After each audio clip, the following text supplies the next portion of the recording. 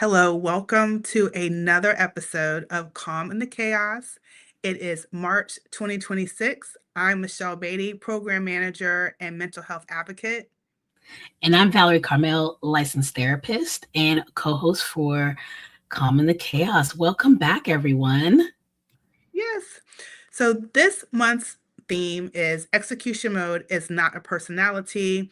This is a continued narrative of our focus for this year, which is the art of done. Val, do you want to tell everyone about the art of done? Absolutely. So the art of done is our framework in terms of really encouraging program and project managers to really own their sign off. The ability to not just close the laptop and end the day, but to really focus on how they are ending and stopping work from a physiological standpoint. So the challenges of, even though you're done with work, but you're still kind of in work mode, is really where the art of done has come. It really comes into play in terms of creating a ritual or routine that really allows you to end the day and really transition from work into your personal life. For sure. And so last month, and please catch the episode, it was on invisible impact. And that was centered around project and program managers being shock absorbers. And what does that look like? So this month, we want to continue that narrative around execution mode is not a personality. And that is really considered around how do we build a healthier cadence between execution and recovery. And that's high performance does not require constant pressure. So, Val, from what you've done in working with different program and project managers, where does that start? What is the baseline for that?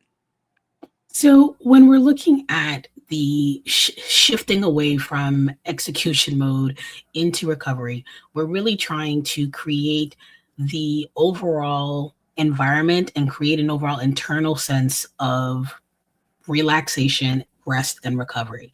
Mhm. Oftentimes, we are so busy with kind of working on tasks, meeting our deadlines, talking to stakeholders. There's a lot of, oftentimes a lot of intensity around working on projects. And so when that kind of goes on consistently unchecked, then your body really struggles from shifting from that work mode into an execution mode into recovery mode. And so my role oftentimes as a therapist is really helping people to recognize, one, the benefit and the importance of going into recovery, but two, how to effectively create a ritual or an overall cadence or whatever that looks like for them in terms of creating that very clear transition that they can really consistently stick to. Thank you. And a pattern, let's identify what a pattern looks like when we talk about the cadence and how to recognize the pattern of execution mode showing up and demonstrating as a personality. That could be from different project realities of managing deadlines, managing dependencies, what does visibility look like?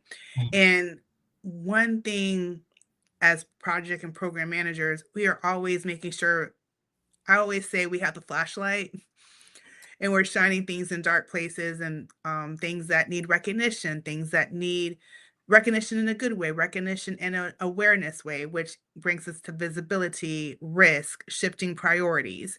And we can always be on, and there's an expectation to stay ahead of what can go wrong.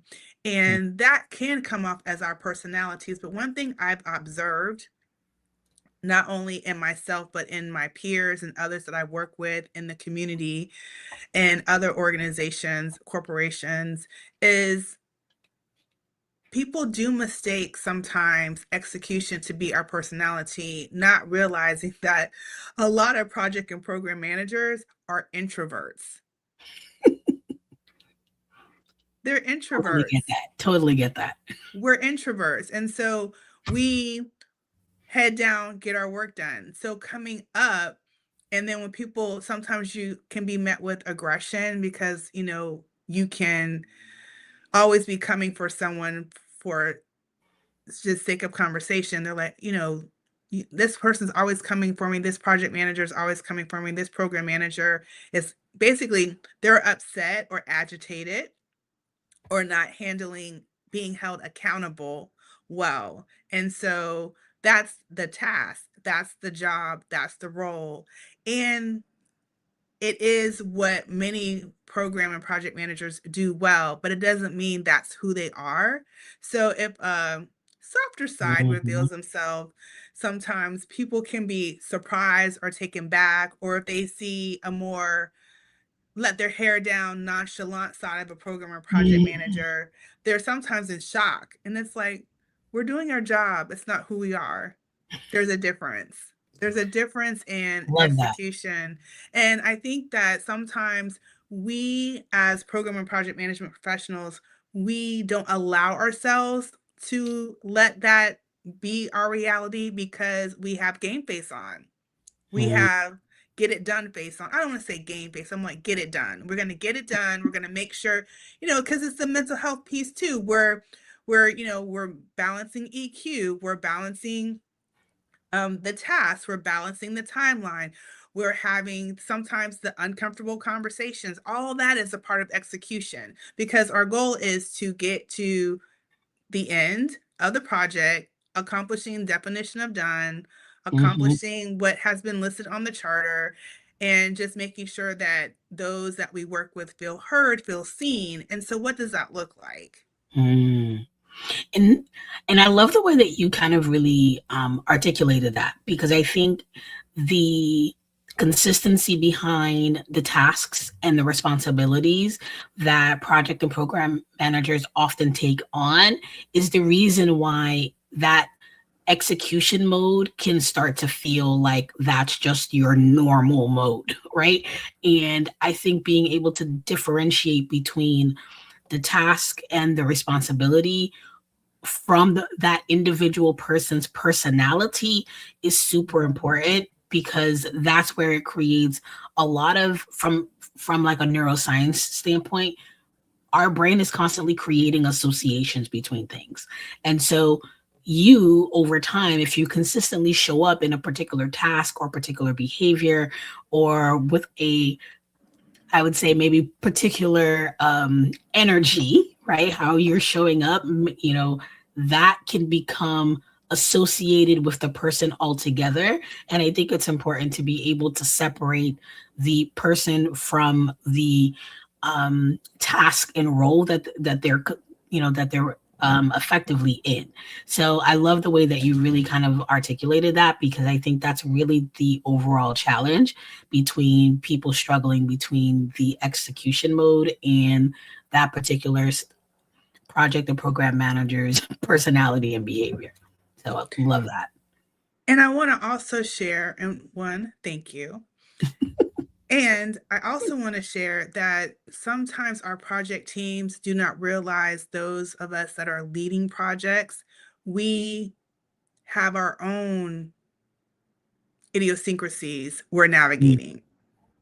We have our own past wounds and scars that have keloid over and probably could make a beautiful tattoo or brand, right? Because just, it's a repeat offender, which Mhm. when I say repeat offender, it could be an experience that shows up in different ways in different times, but not the same way each time. And one Time. thing I've noticed Mhm. about a logic project managers, we identify themes. And so if we're experiencing a theme repeatedly, some of us become tenacious about making sure we don't experience anymore. So what is the lessons learned? What do we need to do? What are Mhm. we, what, how, why is this keep coming up in a different way? And that's a part of execution mode as well that can be mistaken as who we are, Mhm. not what Mhm. we're developing through. Yeah. So in moments like that, in terms of that kind of like tenacity from like a mental health side of things, it ultimately is part of our kind of the way that our brains are effectively set up, right? When our brain identifies something as a stressor slash potential threat, and that threat could be, threat to your peace from the day, threat to your workflow for the day, those kind of things. We tend to become a little bit over time more vigilant in monitoring those things. And so when any cues or behaviors or conversations start to kind of look like it's going down that path, then sometimes it results in a lot of activation, like a quick response to try to get ahead of it. And sometimes that response can become the expectation or become associated with that person's personality, rather than recognizing, no, they're just responding to something that looks like it's going to be a problem. And if I know anything about program and project managers, they are problem solvers. So oftentimes that natural ability to jump in and anticipate a problem and then quickly, or at least attempt to quickly resolve it, can sometimes be perceived as part of their personality rather than, again, their actual role. We speak in solutions. Facts. Facts. Sometimes not everybody on, especially because of the role that you guys are in, because you're in kind of interacting and connecting with a lot of other people who aren't technically program and project managers. They have different roles. That kind of leads to this different perspective and different ways that everybody is kind of showing up to the table. And that also kind of impacts the perception of others to how you guys are showing up and how that communication is really ultimately coming across. So I totally. Sure. Now, one question that we have talked about each episode since we've launched The Art of Done is internally, when someone steps away from work, but their system has not caught up, can we noodle that a bit more when it comes to navigating execution as a personality? Can you describe what that does to our nervous system from your lens? Sure. So when our bodies don't necessarily, our bodies are not like a light switch. They don't go from off and on in the middle of a flicker. We actually have to support our bodies to go from one state to the other. And one of the best ways that I can articulate that is normally when we're talking about, if you've ever been around a baby, right? If you're holding a baby and trying to put a baby to sleep, most people don't typically just pick them up, put them in the crib, peace out, and then that's it, right? Most people understand that in order to help transition that baby from a state of active playtime to sleep time is to go through a series of steps or rituals that they do in order to get them there. That could be whether you rock them or sing to them, or maybe, you take them a bath or a bottle. Those are things that most people have seen either in their own direct lives or in the lives of their, friends and family members, or even on TV, right? And so that seems very familiar to us, from a social standpoint, but oftentimes we don't realize that the reason why that actually works is because it's the same nervous system that works for the baby. It also works for us as adults. And so when we are going from very hectic days with, pings and emails and team, retros and meetings and all these things, our nervous system is very activated and prepped in terms of being able to respond to these potential stressors. And that can oftentimes lead us to be in a state of kind of to upregulate our emotions. So whether that is a little bit of anxiety, whether that is a little bit of hypervigilance, it really kind of turns on your heightened sense of alertness in order to be able to respond to those stressors. And so that works really, really well when you're in a stressful environment. But when you are coming out of that stressful environment, you need to support your nervous system to transition from this very heightened state into a state where it understands that, hey, we're safe. All of that additional stress or anticipation of the problems and fires that we're expected to, to attend to are done for the day. And we need that same kind of transitionary process to be able to get the body and effectively the nervous system to understand that it doesn't have to be at such a state of alert and transition into a state of recovery where you can effectively relax and get your body ready for sleep later on in the evening. And that is effectively the way to move from execution mode to recovery mode. For sure. And so I just want to add, like, for clarity, what does that look like? So that could Mhm. be revisiting conversations where we're not sure if our messaging landed, or Mhm. the response that we received was off-putting, or we did not feel that everyone was heard, or the perspective was clear, or the intention was clear. And so Mhm. we noodle that. That's something Mhm. that we take on. Play it We over and over. assess. Yes, because we're also assessing communication styles, right? Each project is different stakeholders. Each project has its own personality, right? It has its own personality. Not everyone's cookie cutter. Yes, you have your process that you follow. Yes, you have your templates and your protocols, all the things. At the same time, you have different stakeholders often. You might have some repeats, but usually there's someone new that's joined the party. And so you're navigating that. Like, some want full engagement, some want partial Mhm. engagement to the process. That's still an adjustment. Some don't want any emails. Some want only the chat. Some want just, they don't want the full meeting. They're like, "Can you give us a synopsis?" And some want everything.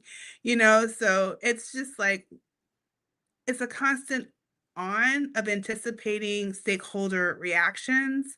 And one thing that we may do, I know I've done it sometimes, and I know it's a conversation that I have with fellow high achieving PMs in my life, is mentally holding unfinished loops after hours. Like, you think about it. I know, because sometimes we'll call each other and hypothetically, air quote, talk about a situation without the details, like, "Hey, if you were in a similar situation like this, how would you handle that?"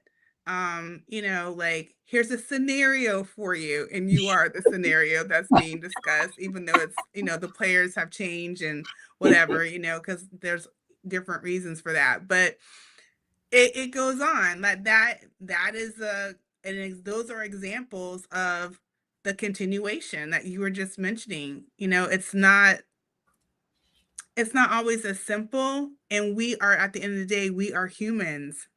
We feel. Absolutely. And I think that mental replay over time is a really common one. I think and that sometimes can just lead to distension in your body as a result of it, right? So tight shoulders, tight neck, tight back, clenched jaw is probably one that a lot of people don't really notice until I mention it. And then they're like, oh, like, yeah, I do, you That know, is a sticker on my computer. Unclench your jaw. I kid unclench you your not. jaw. It is a It's such a sticker. it's such a common one that people, it's really easy to kind of overlook. Um, Irritability is another one that you can kind of just feel a little bit snappy, because again, your brain is somewhat preoccupied with previous things of the day, which then makes it very challenging in order for you to just be in the moment and focused on what's in front of you. So those are some ways that you can really kind of feel that internal carryover from earlier that day into the rest of your evening.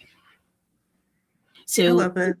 yeah, man. I mean, do you, from your standpoint and your experience, like, have you noticed the difference between, people who, when you're like, when you can see somebody who's just really committed to their work rather versus somebody who's, just always just being hyper vigilant, right? So there's this element of they are synonymous with each other, and they are not. So can have you noticed, or are you able to kind of tell the difference, whether that's in yourself or in others, when we're just moving from this person being committed to this becoming kind of like a constant or a near constant state of just readiness? Well, those behavioral signs are definitely evident. I can say that I've seen them in me, and I've seen them in others. And from my observation and experience, to identify that, you have to be self-aware. Mm-hmm. Self-awareness is key. Being honest with yourself is essential, and being accountable to yourself is required. Like, Mm-hmm. that's a non-negotiable when you come to understanding committed versus near constant state of Mm-hmm. readiness. And commitment is commitment. You're committed to your role, you're committed to following the expectation, the standards, all of that. When it comes to near constant state of readiness, what's triggering that? Are there a lot of layoffs happening? Are you not getting along with someone? Are you looking to be focused on another project? Is personal impacting personal endeavors, be it caregiving, be it, you know, your kids, be it just life, be it, there's so many different things, just fill in the blank, whatever applies to you, right? And so is that making sure there's a balance, making sure that you are presenting, showing up, and you're in tune to what you're doing? Is that near constant state of readiness because you're balancing a little more than expected certain things, or you're navigating certain things, and so you feel like you have to show up any way other than committed? So you're adding Mm-hmm. stress, right? Mm-hmm. That you're increasing your nerves, your stress level is heightening beyond commitment if you're functioning from near constant state of readiness. You're already, most PMs and project managers and program managers I interact with, all of them are top tier. And I'm not just saying that.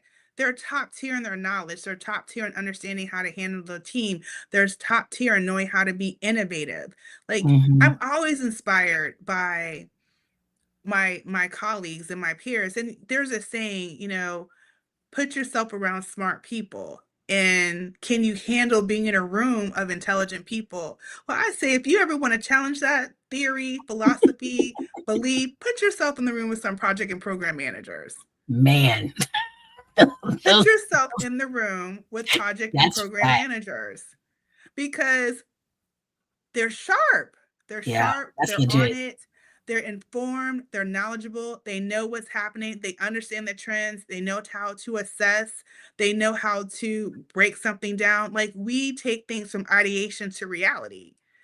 Being Man, around that kind of mindset on a regular basis is nothing but inspiring. And I if you totally can't agree. stand tall in a room like that and hold your own, that's on you.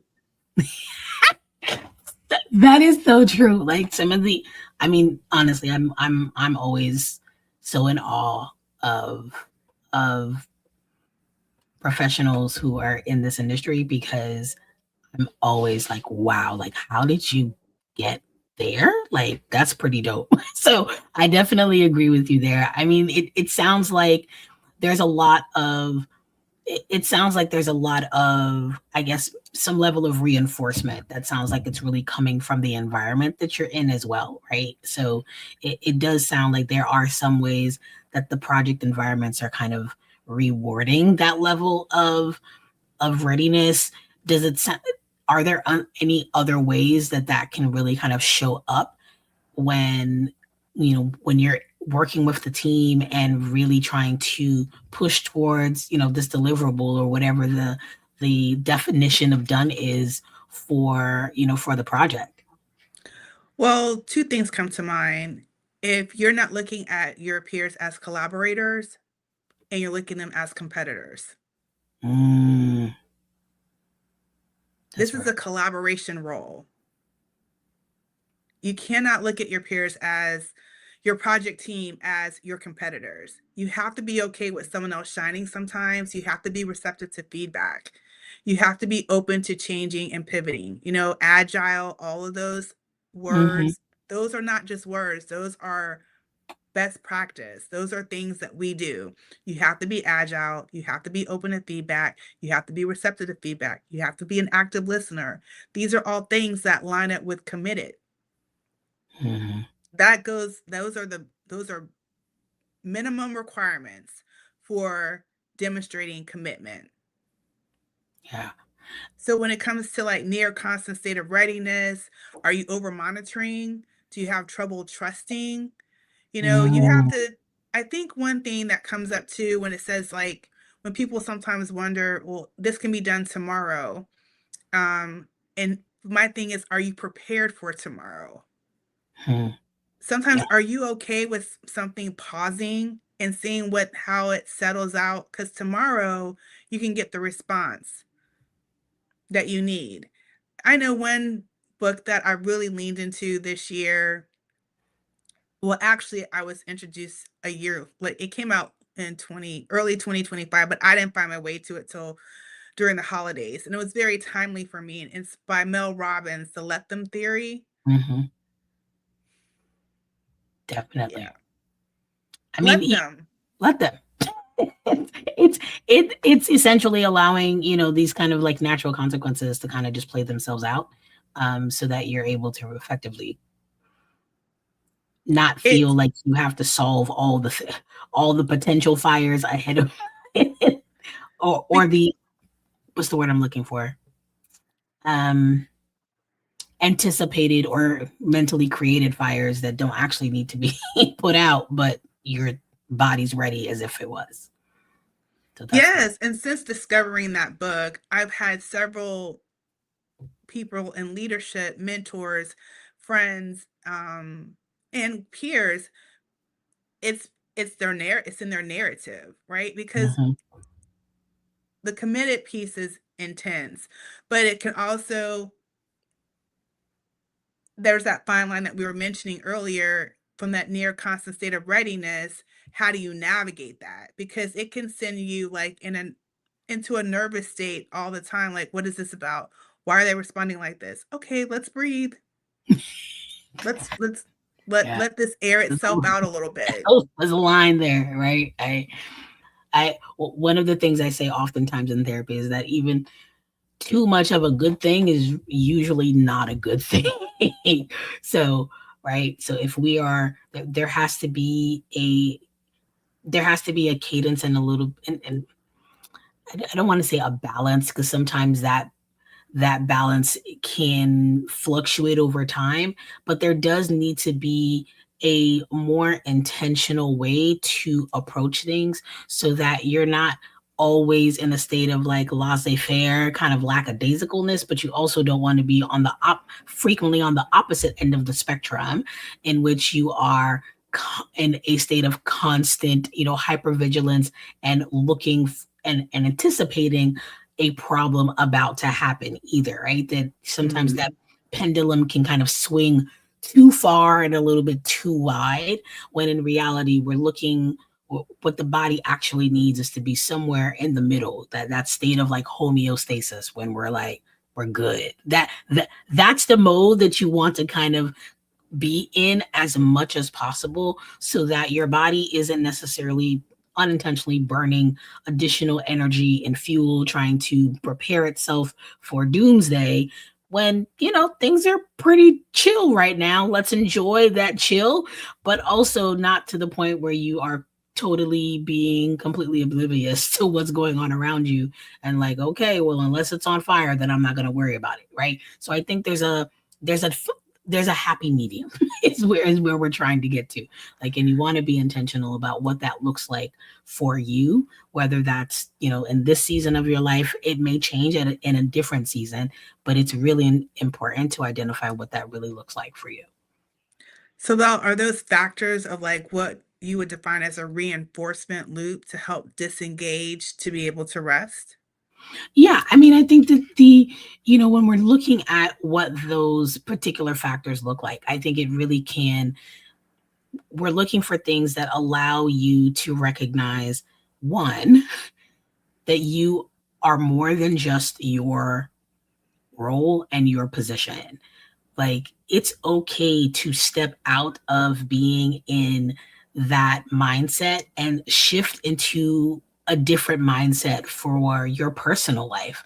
I know sometimes, especially these occupational hazards that kind of show up in our day-to-day life, like there are elements about me being a therapist that is very hard for me to turn off, right? I mean, that's just part of the experience. But I have to frequently remember that while I am a therapist, I am not everybody's therapist. So I don't need to automatically jump into every moment, every situation, every conversation with me providing therapeutic interventions while I'm, a woman in the grocery store line is mentioning, that her head is hurting. Like, I don't need to jump into that. Or if I hear somebody mention, a conflict, that means I need to go down and tell them all of the communication strategies that they can really be going into. Sometimes that's not for me to do. And I think that that is really one of the main factors, is learning how to turn off that particular role and stepping back into who you are as an individual. Um, and while yes, those many of those skills are part of the skills that you utilize for work, right? Problem solving, communication, those things are still there. But it's really important to help to kind of leave work at work so that you can really enjoy the other aspects and other domains of your life without it effectively always being about work, right? The people who are the happiest really have a greater um, flexibility around the different domains of their life, and they're able to experience levels of enjoyment and success in multiple areas. So if we only double down in one domain of our life, then ultimately what we end up leaving ourselves with is allowing every response that we experience very much tied to that domain. So when work is good, that means you're happy and everything is great. But the moment that work becomes stressful, then everything about your personality and every other domain in your life then subsequently suffers, right? So I think being able to really recognize what are the elements for you that you need throughout your day and at the end of your day to really kind of replenish yourself, whether that's from things related to lighting, right? Changing the lighting in the room so that your brain understands, oh, we're shifting from workday to, rest time and personal time. One of the things I have in my office is my salt lamp. So when I am, talking to patients, I have my bright lights on, right, to give me lighting. But when I'm done working, that light goes off and my salt lamp goes on. So the room effectively has a different hue and a softer glow to it that really helps my brain understand, okay, we are moving away from the For busy bright sure. lights to the more calming and subdued elements. And then whatever that looks like in terms of, kind of closing out that loop from earlier that day. So whether that's writing the first things that I need to tackle the following morning down, so that can help a little bit of a brain dump. So you're not just constantly spinning your wheels after work. That can be super helpful to help you know where to start off the following day. So your brain feels like, okay, we know what to do next, and we don't need to keep reminding ourselves or or pinging ourselves internally about this particular task that needs to be completed. It could really be whatever kind of really resonates with you. So it could be, I've told many times about my swing chair. I love that thing. It is the best thing I purchased for myself in 2025. It helps me to like disengage from earlier to that day to the latter part of the day. And I think those are the kind of factors that we really want to consider. How do we really create ways to signal to our brain, either through lighting, either through behaviors, either through movements or cognitive things that allow us to really signal to our bodies, we are done with this part and we are transitioning to this next element or next part of our day. Those are excellent shares. Thank you, Val. And I just want to add examples of what can lead us to that, or examples of what can help you connect to why that is needed, right? So the responsiveness for always being praised, right? Always needing to praise your team or recognize an effort. That's constant monitoring, which can go back to what we mentioned too previously, over monitoring a little bit.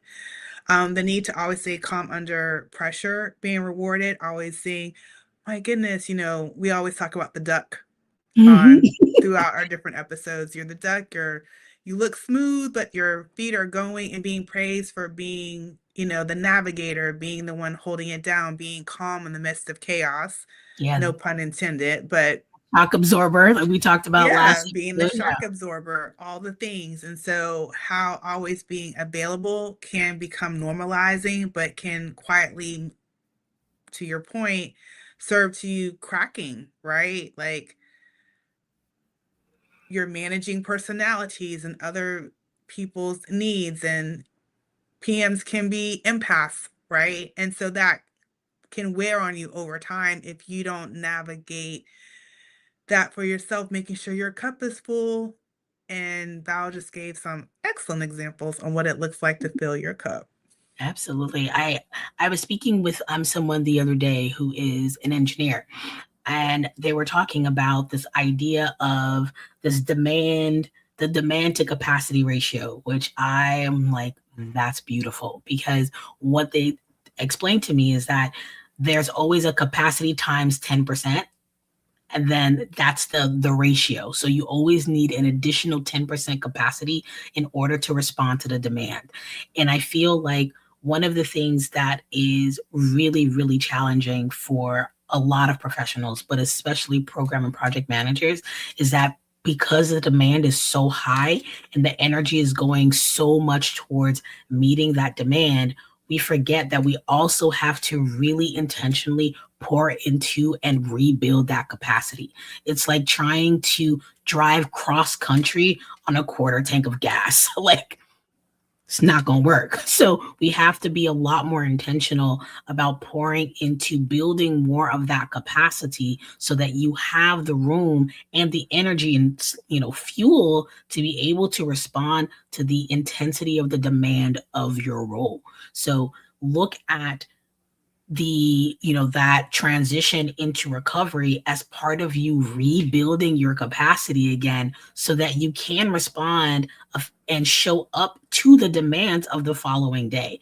I think that that's something that is super important, which is why we have really kind of created the art of done, because we understand the need for us to really pour back into ourselves so that we can really focus on pouring back into our team, our stakeholders, and essentially into the project.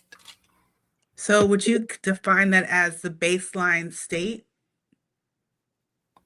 Which one? What you just shared that Mhm. kicked off with the quote from the engineer that you spoke with Mhm. that could easily apply to a PM. Would you Mhm. consider that the baseline Yeah, state of mind?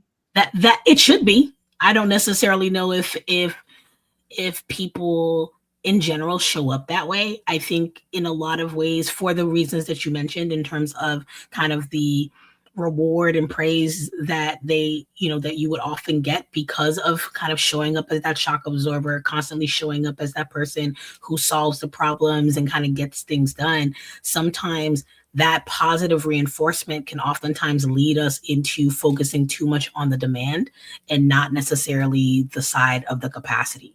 So I think that should be our baseline, to always have extra capacity um, above our demand.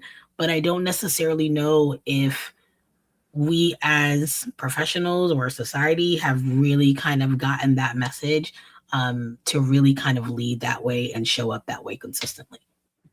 So, one the factors that impact that from a PM perspective is escalation management, Mm. managing dependencies, always scanning for a risk. Those are things that add pressure to Mhm. our day. And it sometimes, depending upon how you choose to manage, it puts you in a state of always looking for what can go wrong versus what can go right, which can Mhm. also impact how you end your day, right? Because by the time you Absolutely. end your day, you're just like, oh my goodness, and nothing blew up versus, oh my goodness, we accomplished all this today. Mindset, definitely, right? Like Yeah. that that conceptualization of whether are we looking at it like, half glass, is the glass half empty or is the glass half full kind of aspect, Yeah. definitely does really set that tone for the way that you show up in those moments, and also effectively your willingness to be intentional about rebuilding your capacity. when we're talking about these patterns of behavior, right? These patterns of thoughts that kind of just is a the brain is really good at becoming quite predictive. So if it knows that these are the things that we tend to do, right? We are constantly scanning for potential risks. That over time, the more that you do it, the brain effectively learns, oh, this is our normal. This is our baseline. We're going to continue to show up this way. And over time, you kind of get a little bit um, desensitized to how much you're actually doing it. And that becomes in and of itself, which is in and of itself a problem. And I think one of the things you mentioned earlier, which is so important to this, is that self-awareness piece. We are able to really kind of recognize, like I used to kind of think about this maybe 1 or 2 nights a week, and maybe that was how there were 1 or 2 nights a week where this would happen, but now it's happening 3 or 4 times a week. So wait a minute, Yeah. that's okay. This is different. Let me take a step back and reassess and see what's kind of going on that's leading me to doing this behavior a little bit more than I used to. Yeah, I think one thing that's essential from the conversation today, as we talked about execution mode is not a personality, a factor of that is, and connecting it to the art of done, is making sure that we accept there's no perfect, clean stopping point to the work that we do sometimes when it comes to our workday in the midst of navigating and leading a project. Mm-hmm. There's no Sometimes it is the comma, it is the pause, and sometimes it's no longer in progress, like it's blocked. And I think sometimes I say that project grief is not addressed enough. It shows up in different ways, not just if a project didn't go, not if you spent all this time, but it can show up in always having presenting unintentionally sometimes, intentionally or unintentionally, depending upon if you're in that committed versus um Constant readiness constant phase. readiness, right? If you're in that constant, that might be a thing, but I think that it also can impact the perception of being in execution mode, which can really contribute to project grief sometimes because where are you allowed to exhale? Mm-hmm. Mm-hmm. And I think that's where it's so important if with you are meeting with your peers in your company, community, however you execute and practice being a project or program manager, I think it's very essential if you have peers value, and I'm speaking to the choir because I'm going to assume based off my community of practitioners, it's majority of the time a very safe space to speak freely. And Mm-hmm. so to let your hair down, to call a thing, but you also can only dwell in that space for so long, and you need to not let that be the narrative. It's just a vent, a blurb, a boop. Oh, okay, it's out, out. But it doesn't curate the tone of the meeting. It doesn't curate the next steps. Like you got to get it out so you can shift your perspective and get back on track. But I do think there's value in that because if you don't have those moments, sometimes it can be a contributor to project grief. Yeah, absolutely. And I think that that point about um, creating that space to kind of, process, reflect, and recover is not just solely for you as the individual. I mean, definitely that's relevant here, but I also think that also extending that also to your teams, right? So where those elements where that, maybe the project got pulled and now everybody's kind of left with a, womp womp kind of feeling, right? Yeah. That's an important element to really kind of name and allow people to have that moment to again transition from we're going from execution mode into somewhat of a recovery mode. Yes, we didn't necessarily initiate it, right? That may have come from an external decision, but that's Right. still an important element to really help your team as well as yourself to transition from that kind of focus of execution definitely to recovery. And we can name that misreading composure. Oh yeah. Yeah. Yeah. Just because That I can be look read as calm, misreading composure. I may look calm on the outside, but that may not be what's happening on the inside. So that is legit. Which could eventually cost leadership, creativity, innovation, morale, right? Reducing Absolutely. clarity because you've it's been a misread. Because you think, oh, they're fine with it. Nobody cares about it. Oh, that's not a big deal. And in reality, people are actually just left reeling and kind of trying to make sense of this experience all on their own. So that is a very, very good point. Love the project grief element added to that, because that definitely is going to really impact, really be a potential outcome to not being able to really kind of transition a team as well from that execution to recovery. So I mean, is there anything for you over the years that you have found that has worked in terms of helping you to kind of shift from execution mode into more recovery mode over the years? Therapy. Hmm. Going to therapy and my experience in therapy and just reflecting on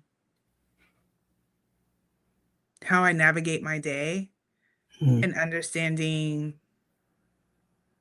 my contribution to that. Love that. My Personal contribution accountability. to that. Listen, I said it earlier. It's so true though. Like, you got to know, My right? contribution to that. And I was, and just to make it full circle to the work that we're doing. I know that we talked about this in previous episodes, but it's okay to bring it up here too. The work that we've been doing with this initiative that we're championing, it has caused me also to dig deeper into what does that look like. And I see a difference in Mm, myself, in my communication, and how I process, mainly how I process and how I communicate. I'm definitely mental health, mental health, mental health. Definitely. rah, rah, rah. Yes. Oh, yes. But at the same token, it has really prompted me to lean into kindness culture even more. Mm, It's so important to be kind. oh, love that. It's really important to be kind. And I Yeah. think sometimes people treat kindness as a casualty in your day. There's Mm, nothing wrong with please and thank you. facts. There's nothing wrong with if you don't want to know how someone is doing, if you don't want to say how are you because you don't really want to hear what they have to say back, because sometimes, I know, and this is one thing I have noticed a lot with people just in general. People are really, when they ask you how are you doing, they really do want to know. Mm, They do, and I don't know if that's because of what the world has been through post COVID. Like, how are you doing? I haven't seen you because hybrid culture is real. Some are mhm, back in office, some are, remote. Just how our way we work has pivoted. And so when mhm. people are asking how are you doing, most of the time people really do want to know. But you can also just say, hey, I hope today's a good day for you. That's it. Yeah. And I love the mention of kind of kindness, but I also think it's really important for that kindness to also be centered back towards you as well. I think a lot of people find it easier to be kind externally, but when it comes to themselves, it's harder to um, extend that grace and have that compassion and have that understanding and kind of recognize, their own cues, like, oh, I'm really tired today. I should probably, but no, I'm going to push through and do all, like, no, it's okay to be kind to yourself. It And one is. of the things I really encourage people to do is that if you find yourself having a response to something, I always challenge people to consider if this was happening to somebody else that you loved, right? If this was happening to your bestie, if this was happening to your sister or brother, would you respond the way to them the way that you are to yourself? And if the answer is no, then you should definitely think about that, because that's really something to consider in terms of allowing yourself to go from this really hyper, you know, alert state of putting out fires and responding to everybody else to you creating space for yourself is a necessary part of recovery. Right? Our nervous systems were not designed to be elevated and on for hours, for weeks, for months at a time. Like, that's not Yeah. what our bodies are designed to do. And so consider the art of done as an opportunity for you to be kind to yourself and engage in at least one thing that you can do for yourself that really supports your transition from execution into recovery. That could be changing the lighting, that could be you just changing your clothes. Like, it doesn't even have to be anything complex, but it just needs to be one thing that signals I am I'm owning my sign off from the workday, and I am going to transition into my personal life. So I love that. That's being kind. Absolutely. Absolutely. Allowing yourself grace. That's one thing I would say I hear a lot of people saying right now, not only to me, Mhm. but just in general. Please extend yourself grace. It's music to a therapist's ears. That's Do you how have we any should really final thoughts? gently show up. I think I just really encourage everybody to really to really be kind to themselves and recognize that you deserve rest and recovery in response to your existence on this planet. Like, whether we are working or not, life is stressful. Being a human is stressful. So extend Hmm. yourself some grace and really allow yourself moments to recover. It isn't something that you have to, intentionally earn. It's something that you just deserve because you're human and your body needs it. So that definitely would be my last point. How about you? Be intentional about assessing your day, because the art of done, what we are championing, we launched at the beginning of this year. We're still in the first quarter. So I would it's an assumptive statement. We're all still, It's not necessarily something all of it, me included, because this came from something that we saw a need for, and we're testing, we're holding ourselves accountable. I'm holding myself accountable to what we are committed to coming here on and sharing through this platform. And I'm still like, when I end my day, some days I'm like, girl, what are you doing? There's so much going on. Like, there's so many tabs open. Like, what is happening right now? And then other days I'm like, I got the woo-saw down. I got it. I got it. I got it. Right. So I just encourage everyone to join me and just really assessing intentionally, how are we ending our days? Can it be better? Does it need to be time blocked? Can certain things be done on certain days? Are you holding yourself? Are you executing your processes well in order to be able to practice the art of done? Like, are you Wow. using your time wisely during your day to be able to sign off and be present in the evening for whatever that is, where you could be positioning yourself to have to work after hours Mhm. because we didn't manage our time the best we could. Now maybe you had to do other things and that doesn't apply for that day, but it's just a blanket statement, which Mhm. comes down to that accountability piece and self-awareness. It's a hybrid, right? Accountability, self-awareness, just being aware of what is going on and how you contribute to that for yourself. Absolutely. I love that. That's a great point. Yeah. So there we are. Until next month, please take care of yourself. Please be kind to yourself and drink your water Absolutely. for Absolutely. sure. Extend yourself that grace. Yes. Thank you, everyone. See you next month. And if you have any feedback, please comment. I know that we get DMs as well, sharing feedback if people run into us. Those are like some of my favorite. The pull on the shirt. Can I tell you something? Yes, you can. Yeah, Please, I want to hear absolutely. it. Yes. So we welcome that, the shares, and we wish you nothing but goodness. Thank you for joining us. Bye.